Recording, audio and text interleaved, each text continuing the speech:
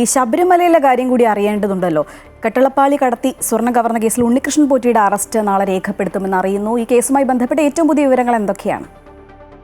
ശ്രീജ, ഈ കട്ടളപ്പാളി കടത്തി അതിൽ സ്വർണം കവർന്ന കേസിൽ നാളെ ഏതായാലും ഉണ്ണികൃഷ്ണൻ പോറ്റിയുടെ അറസ്റ്റ് രേഖപ്പെടുത്തുമെന്നുള്ളതാണ്. നിലവിൽ ഈ ദ്വാരപാലക പാളികളിലെ ആ ശില്പങ്ങളിലെ സ്വർണം കടത്തിയ കേസിൽ മാത്രമാണ് ഉണ്ണികൃഷ്ണൻ പോറ്റിയുടെ അറസ്റ്റ് രേഖപ്പെടുത്തിയിട്ടുള്ളത്. നാളെയായിരിക്കും മറ്റ് അടുത്ത കേസിൽ 2 കേസുകളാണ് പ്രധാനമായും രജിസ്റ്റർ ചെയ്തിട്ടുള്ളത്. ഇതിൽ കട്ടളപ്പാളിയിലെ സ്വർണം കവർന്ന കേസിൽ നാളെയായിരിക്കും ഏതായാലും ഉണ്ണികൃഷ്ണൻ പോറ്റിയുടെ അറസ്റ്റ് രേഖപ്പെടുത്തുക എന്നുള്ളതാണ്. ഇതിൽ ഏറ്റവും പ്രധാനപ്പെട്ട വിഷയം ഈ ഹൈദരാബാദ് അതുപോലെ തന്നെ ബാംഗ്ലൂർ തുടങ്ങിയ കേന്ദ്രങ്ങളൊക്കെ തന്നെ വിശദമായി പരിശോധന നടത്തി അവിടെ നിന്നും സ്വർണം ഈ കാണാതായി എന്ന് കരുതപ്പെടുന്ന സ്വർണം വീണ്ടെടുത്തിട്ടുണ്ട്. പക്ഷേ ഈ സ്വർണ്ണങ്ങളൊന്നും തന്നെ മുഴുവനായി ഇവിടെ നിന്ന് എത്ര സ്വർണ്ണമാണോ കാണാതായത് ആ ഒരു ക്വാണ്ടിറ്റിയിലുള്ള സ്വർണ്ണമൊന്നും കണ്ടെത്തിയിട്ടില്ല എന്നുള്ളതാണ് അന്വേഷണ സംഘം നിലവിൽ നൽകുന്ന സൂചന. ഏതായാലും നാളെ ഉണ്ണികൃഷ്ണൻ പോറ്റിയെ കോടതിയിൽ ഹാജരാക്കും.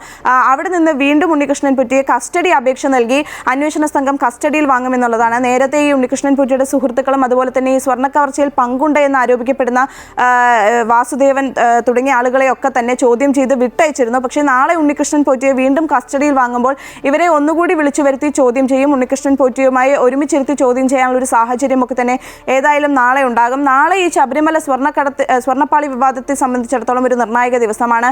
2ാമത്തെ കേസിലും ഉണ്ണികൃഷ്ണൻ പോറ്റിയുടെ അറസ്റ്റ് നാളെ രേഖപ്പെടുത്തും. അതിനുശേഷം വിശദമായ ചോദ്യം ചെയ്യലുണ്ടാകും. ഇനിയും സ്വർണം ഈ കവർച്ച ചെയ്യപ്പെട്ടിട്ടുള്ള സ്വർണം ഇനിയും വീണ്ടെടുക്കേണ്ടതായിട്ടുണ്ട്. ആ സ്വർണം ഉൾപ്പെടെ വീണ്ടെടുക്കുന്നതായിരിക്കും അന്വേഷണ സംഘത്തിന് മുന്നിലുള്ള അടുത്ത ലക്ഷ്യം.